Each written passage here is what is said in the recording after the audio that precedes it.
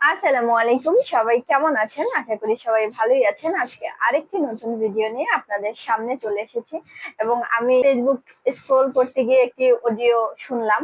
সাবেক প্রধানমন্ত্রী শেখ হাসিনা তিনি তার আওয়ামী লীগের যে নেত্রীরা রয়েছে বা যে নেতারা আছেন তাদের সাথে কথা বলছিলেন। ফোনালাপে একটা কথা শুনলাম। তো প্রথমে আমি যে টপিকের কথা বলবো সেটা হচ্ছে, তিনি বলতেছিলেন যে প্রফেসর ডক্টর মোহাম্মদ ইউনূস বাংলাদেশের অনেক অনেক টাকা মেরে দিয়েছেন এবং তিনি অনেক অনেক টাকা আত্মসাৎ করেছেন। এছাড়াও তিনি প্যারিসে নাকি $2 মিলিয়ন না $20 মিলিয়ন এরকম সামথিং কিছু একটা তিনি প্যারিসে ইনভেস্ট করেছেন, তিনি বাংলাদেশে কেন ইনভেস্ট করেননি, এরকম অনেক অনেক কথা আমাদের সাবেক প্রধানমন্ত্রী বলছেন এবং প্রফেসর ডক্টর মোহাম্মদ ইউনূসের জঙ্গি খুনি এগুলো বলে তাকে অবহিত করছেন। যাই হোক, চলুন আমরা রেকর্ডটা শুনে আসি।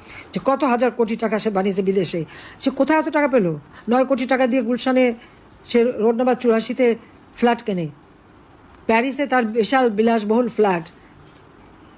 শোনা যাচ্ছে, লোকের কাছে শুনেছি 2 বিলিয়ন টাকা নাকি প্যারিসে সে বিনিয়োগ করেছে। ও টাকা বাংলাদেশে কেন বিনিয়োগ করেনি?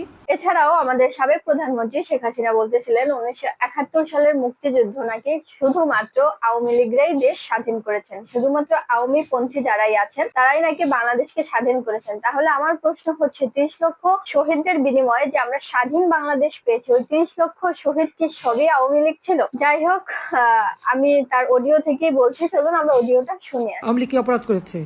দেশ স্বাধীন করে অপরাধ করেছে?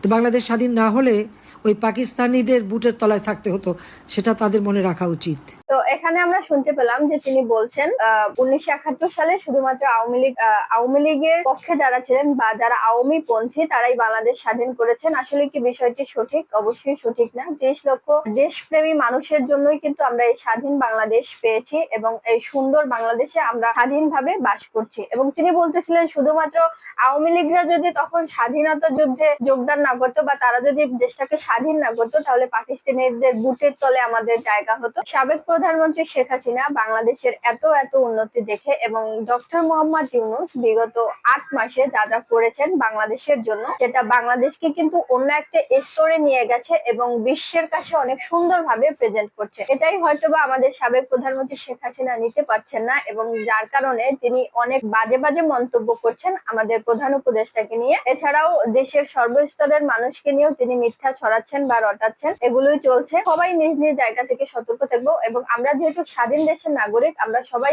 স্বাধীন চেতা মনোভাব রাখবো, যাতে আমাদের উপর কেউ কোনো, যে আমাদের শাসক যেই হোক না কেন, আমাদের ফেসিবাদ সরকারই হোক আর আমাদের এখন যে অন্তর্বর্তীকালীন সরকার হোক বা পরবর্তীকালে যেই সরকারই আসুক না কেন, আমরা সবাই নিজ নিজ জায়গা থেকে সতর্ক থাকবো যাতে আমাদের উপর কেউ কিছু চাপিয়ে দিতে না পারে এবং আমরা যাতে নিজেদের দেশকে সুন্দরভাবে সামনের দিকে এগিয়ে নিয়ে যেতে পারি। এবং ডক্টর ইউনূস যে পদক্ষেপগুলো নিচ্ছেন সেগুলো খুবই প্রশংসনীয় এবং বাংলাদেশের বর্তমান যে স্থিতিশীলতা রয়েছে সেটা খুবই ভালো পর্যায়ে রয়েছে। আমরা সাধারণ জনগণ যারা একদম লোয়ার ক্লাস যারা আছে বা মিডল ক্লাস যারা আছে, তারা নিত্য প্রয়োজনীয় যে সামগ্রীগুলো আছে, চাল ডাল তেল, তারপর হচ্ছে সবজি বাজার, আর তেলের দামটা অবশ্য এখনো অত্যাধিক রয়েছে। যাই হোক, কিন্তু অন্যান্য দিক থেকে কিন্তু বাংলাদেশের অবস্থা স্থিতিশীল আছে এবং আমরা সাধারণ জনগণরা খুব ভালোই আছি। আমি জানি না আমাদের ফ্যাসিবাদী সরকার কেন বারবার শুধু একটা কথাই বলেন যে বাংলাদেশের মানুষ ভালো নেই বা বাংলাদেশের মানুষ অনেক সমস্যা আছে,